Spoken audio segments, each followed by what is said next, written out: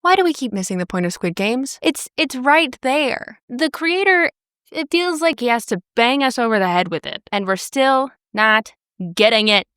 Okay, so for those of you who don't know, Squid Games is a South Korean dark comedy drama that is about a down-on-his-luck man who gets an offer to participate in an insane competition of a series of childish schoolyard games with the opportunity to win billions of dollars. Or die in a horrific and violent manner. It came out originally in 2021. Season 2 came out in 2024, and the most recent season came out this past week in 2025. And through the past 3 seasons, we've been following one character 456, as he won in the first season and then has returned in seasons 2 and 3. It has taken the world by storm because of a couple of reasons. One, it is massively violent. It has attention-grabbing visuals and iconic set pieces and fascinating plot points to watch that sort of turn that looking glass on the viewer and asks, okay, what would you do for this amount of money? It also takes place in a very juvenile setting. All of the games are things that like children would play on the schoolyard. So it's easy for the viewer, again, to imagine themselves in that situation. How would I play rock, paper, scissors? Whatever, but make the stakes as high as possible of life, abundance, billionaireism, and death. Violent, awful death. That's what Squid Games is. So it appeals to a lot of people. And it appeals to a lot of people internationally because of how good the storytelling is visually. It's excellent cinema. It's really well done. It's attention grabbing. It is so well done and so accessible that people are missing the point. I recreated every single set from Squid Game in real life. And whichever one of these 456 people survives the longest wins 456 grand. Oh my god. People refuse to get it. I don't understand. I went to the Squid Game experience in New York City, and let me tell you, it was wild. You walk in and boom, bar, snacks, and tons of merch. I can't with y'all. Oh my god. This is a $4.56 million game. The money is so... Who are we? Oh, we're cooked, gang. We're cooked. And now we're going global. Oh my gosh, we're going into a Squid Game cinematic universe. They announced a while ago that there's going to be an American version of it, but we get to see a peek into that at the very end. And we're going global. I'm just so worried, guys. Gang, I'm gonna say something, and I'm not just saying it because it's popular right now, or it's what the kids are into. Squid Games is explicitly anti-capitalist. And I'm not just saying that because right now it's really hot to be anti-capitalist. It is literally about the pitfalls of money and a society where there are rich people and mostly poor people, which is capitalism all the way, baby. And it's not just supposed to be like anti-capitalist in the way that like Disney's Zombies is supposed to be anti-racist. I am happy to join with you today by the manacles of segregation and the chains of discrimination. Like, it is genuinely a very nuanced, scathing critique of capitalism and Western society. It is literally set in South Korea. You guys are coming with me in my car to my job because I have to multitask because not enough of you are liking and subscribing. So I have to get a job, which is capitalism at its finest. So, which is what I want to talk about anyway. I have to feed the capitalist beast, as it were. Yes, I do intend to fully guilt trip my audience into those tasty engagement bits and metrics. Let's go. Literally recording content on a 405. Could I be more LA? Could I be more Los Angeles? Anyway, so Squid Games. Here's the thing. Everything in Korea has to do with this tension between capitalism and communism. And that might sound like an overstatement, but I would argue you have to look into the history of Korea. So South Korea, let's dive into the history of that a little bit. For those of you who don't know, if you're not brushed up on your Cold War history, historically, the Korean Peninsula used to be united as one big Korea, right? That was until the Korean War in the 50s, where the two major global superpowers of the Cold War, i.e. America and the USSR, were kind of battling behind the scenes between the North and the South, all right? And so what that means is that was these two global ideologies that were fundamentally opposed to each other meeting in the same land area. What happened? a bunch of stuff, but essentially what we end up with is communism in the north and capitalism in the south. North Korea ends up being communist, South Korea capitalist. Okay, they split it. Similar things happens again 30 years later in the Vietnam War, but I'm not going to get into that. And since then, it's sort of been this experiment of which global ideology is better. For a long time, the narrative has been, oh, easily, the Western ideology is easily the best. Look at how much corruption there is in North Korea. It's a closed country. There's not a lot of going in and out. And it does look like authoritarian dictatorship, dystopian regime. However, more than 2/3 of a century has passed since then. And now there's starting to be a question of whether or not capitalism or communism is the better global ideology. And so Korea has had to reckon with that for all of its existence. Is capitalism the better choice? Squid Games is a product of that questioning, right? This is the choice that's been made. This is way the chips have fell. So now we have to examine, is that the right choice? And Squid Games is asking that question. Is capitalism actually better than communism? And I would argue that Squid Games is kind of saying, maybe not.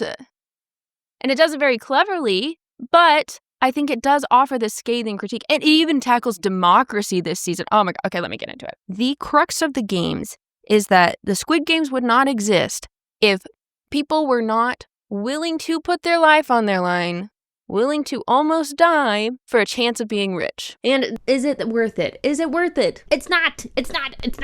Okay, it's not. The crux of this entire show is that they would rather have the possibility of dying, the likelihood of dying, than be impoverished. If it wasn't obvious enough, in the first season you have a character who defects from North Korea, defects from communism to go to capitalism, which is supposedly freedom, only to have to die in the Squid Games. The point is that of Squid Games is that Squid Games shouldn't exist, is that it should be bad. But the attitude is, I'm special. The attitude is, I don't need the bread because I'm going to win the lottery ticket. Everyone thinks that they're going to win the Squid Games. Everyone thinks that they are going to be rich. Capitalism lives and thrives off of that dream, off of that slim chance of opportunity that humans think that they're special and that they're going to be the ones who are actually going to win. When in reality, the grim reality is that statistically, it's not going to happen. Statistically, they're going to be one of the bodies in the freaking presents with the big old pink bow on it. And that greed, that exceptionalism, that idea of exceptionalism is what the creator is trying to critique. These characters would literally rather die than live in poverty, and we've made it into Halloween costumes. People are not getting it. Okay, we should not have a Squid Games reality show. We should not have Squid Games cross-promo Halloween costumes, Mr. Beast recreating the set. That's so. You have, if nothing else, I would say, okay, fine. If you don't agree with me about the capitalism part, that's okay. At the very least, Squid Games is about the evils of money, right? And how money should not hold this much power over other human beings. Money should not make a group of people, a majority of people in a sample, want to abandon their moral ideals and kill a baby, sorry, spoiler alert, and kill a baby in order to have money, right? At the very least, Squid Games is anti-money. So tell me why we have all of these money-making ventures. Squid Games, I shouldn't be seeing Squid Games bao buns at the grocery store. Oh my God, as I am editing this video, look at the freaking ad. Look. Is that Fortnite? Oh my God, why? Oh no, we're missing the point. This is baffling, gang. Why is it that this show that is explicitly anti-money is making so many people money? And I think that's because the capitalism machine is so strong. It has just been devoured and made a part of the thing that it was intended to critique. When it first blew up in 2021, Squid Games took the world by storm, and the visuals became so iconic and it was so talked about that a lot of creators started using it as a springboard to create content. The biggest one of these being Mr. Beast recreating Squid Games, because he's possibly the only person who has that kind of capital to pull it off and do it justice. And people participated in it. They didn't die, but people are making money off of it. this anti-money piece of art. And then Netflix itself made a reality TV show competition version of Squid Games. They made it real, too. And since then, they've even made a theme park that people can go and visit. And now they're even going global. There's going to be a Squid Games America and rumors of Squid Games others. They're doing the Marvel thing. Arguably the most capitalist, most money-making machine that there is, the mouse. They are mimicking its strategy. They're mimicking the Disney Marvel strategy. The most capitalist, most money-making machine that exists. Are we not all watching the same show? And you hear interviews with the creator, and he's just disappointed that people are not getting it. And I think that's why he's gotten so explicit. Short of grabbing us by the shoulders and shaking us, he was very explicit with what he was trying to say in this past season. I'll give you a couple of examples. First of all, in one of the later episodes, on the wall, it literally in Latin says, "Today you, tomorrow me." Essentially what that's saying is that there's inconsistency. Today I'm winning, tomorrow you'll win. Today you're dying, tomorrow I'll die. There's highs and lows. That's what having money, not having money does, right? I think it's specifically about the death part because there is this like graveyard looking images in the back. I think that is probably about specifically the death part. Maybe today you'll be successful. Today you'll be the one who's winning this game. But tomorrow you're the one who's going to be losing. It's the writing on the wall of how fundamentally fucked this all is essentially what he's trying to say. Another example, a couple more smaller things that I think are more subtle than literally writing it on the wall. There's a moment in one of the earlier episodes where there's 3 people who team up. And I think by no coincidence, those people are a pregnant woman and an elderly person and a person who is trans and in the military. Those 3 people come from people groups that are disenfranchised by capitalism. Those are people who are forgotten about. Those are the people who get hurt by that high and low, right? And when they band together, they are almost able to make it out, but they're taken down by someone who's trying to be masculine and trying to protect their family, but who doesn't understand that need to work together. The keys are only work if they work together. Or, I guess, people who don't want to cooperate take it from the people who are downtrodden, like the people who are literally dead. And the last group is a majority all straight dudes. Oh my God, the businessman literally snatches another woman and pulls her back. The Moneybags character, this super rich guy who's playing the games, literally, he uses the shaman character, the lady, to get ahead, to successfully win. And then he turns around and literally snatches the means of success away from the other person. And that guy is successful. And that is what is being critiqued here. That rat race, crab in a barrel mindset, pull up the ladder behind you, use other people to get ahead, does work. Another moment, and this one is spicy. I think there's also shots taken at democracy this season. Ooh, crazy. Because especially in the last episode, every time the group of antagonists is like, look, we voted, it's fair. And throughout the season where they're voting to continue the games or to stop, it has this illusion of choice. But as long as there are more people who think of themselves first, we're never going to do morally the right thing. That's what Squid Games is saying. So to some extent, as long as there are people who think of themselves first, maybe democracy isn't the move. That's what the show's saying. I don't know if I agree with that part. But it becomes so painfully obvious in the last episode where they're standing on top of the towers being like, look, we all voted to kill this baby. That's fair. That's democracy. It's fair. Killed a baby. Makes sense. I'm not going to be the one who kills a baby. I'm not saying. You're saying you're more morally right to say no to all of what we want? To save one little baby? That's what this show is saying. And we made it into a theme park. God.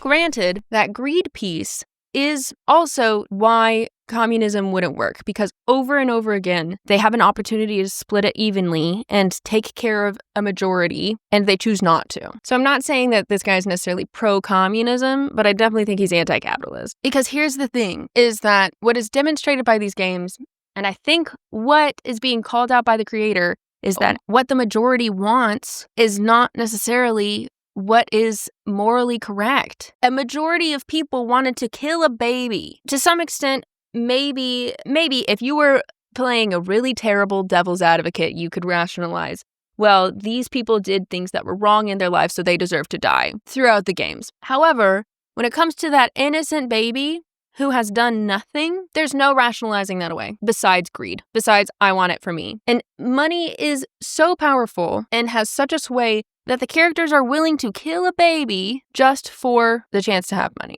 Again, the creator is just saying that money makes people so evil. This creator is so anti-money, it just makes it so ironic that so many people are using this as a cash grab. He literally has the ultra wealthy people who are watching the games, the elite it's for their entertainment. He has them treat workers like pieces of furniture, just in case we don't get it.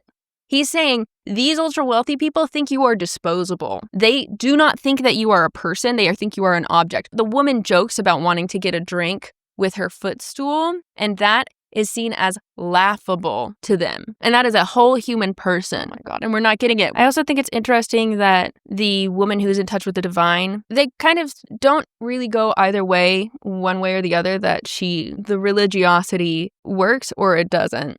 They kind of make fun of it. She does lead her followers like lambs for slaughter, but then she does end up finding an exit. So it's kind of ambiguous. Is she actually convening with the spirits or is she just lucky? And should we make fun of that or not? Very clever. It's very clever. You get the religious people on your side and the non-religious people on your side. And then finally, in case we do not get it in through our thick skulls, the main character for the final shot says down the barrel, "We are not animals, we are humans.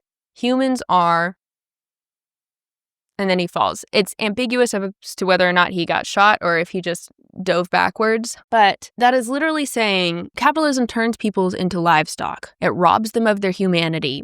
They shouldn't be performing like this. They shouldn't have their lives on the line just for the opportunity of money. And in case there was any doubt, he has the main character say it down the barrel of the lens. Down the barrel of the lens so that it's clear that is what the message is. And then you have this baby who gets to live. And I think uncoincidentally, the big X vote is very prominent in that shot of the child. I think indicating that this baby had no choice into whether or not they were born into this game or not. They did not vote to be a part of the Squid Games. And then you cut from "we are not animals" saying it to the camera to the uber elite in masks, in animal masks, saying these are the predators. These people are not human. Who's that poet who has the poem about give a man a mask and he will show you who he truly is? And I think it's no accident that the ultra-rich people are from multiple different nationalities, too. We've got a British guy, an American. We've got a Chinese woman, too, who speaks in Mandarin. This creator is pointing this is a global epidemic. This is not just a North Korea, South Korea thing. As I'm gathering B-roll, I'm realizing that the animal masks are particular to the country, and all of them are predators. It's a lion for England, a tiger for China, and an eagle for America. It's literally the symbols of those countries as predators. Dude, we don't deserve the thought that this creator put into it when we are literally turning into pizza delivery specials. Also interesting to me was, even though these parts were in English, they were spoken so very slowly. I think because they wanted international audiences to understand what was being said. And that's another thing. I know a lot of people are in the anti-subtitle gang, but you're missing out if you're watching only the American English translation of this show. I've played these games before. And now it's coming. There's going to be an American series, and apparently, allegedly, there's a rumor that it's going to be a couple of others as well. And apparently, the original writer-director is not slated to be a part of the expansion. He can give ideas. There's a rumor that David Fincher might be directing Squid Games, the American version. He directed Gone Girl and Fight Club and other things that tend to be the point of them missed. So this would be par for the course for him. It's just so deeply ironic, but it makes sense if you think about it. The idea of having money. If the characters in the show are willing to kill a baby for money, it kind of makes sense that your artistic integrity ends up on the line, right? You end up being a cog in the machine of the exact thing that you're trying to critique with your art. And everyone is just trying to make money where they can. The Netflix development team is just trying to get views to provide for their families. Everybody's in it. We're all in the Squid Games. Anyway, that is my thoughts on that. I think they did a great job. Excellent show, as always. I'm sure that I'll be pleasantly surprised with the American version. I'm just upset that this is what the capitalism money machine does, is it doesn't get the point. And instead it just makes money. But that's the point of Squid Games, is how tempting money is. In that regard, please like and subscribe. I'm trying to make this into my living. I have a couple more videos where I dive into movies and TV shows and all my thoughts on them. But I also talk about things like ADHD tips, all sorts of things. I hope you enjoyed that. Please consume media actively. Think about what creators are trying to say. Bye. Love you. There it is again, that funny feeling.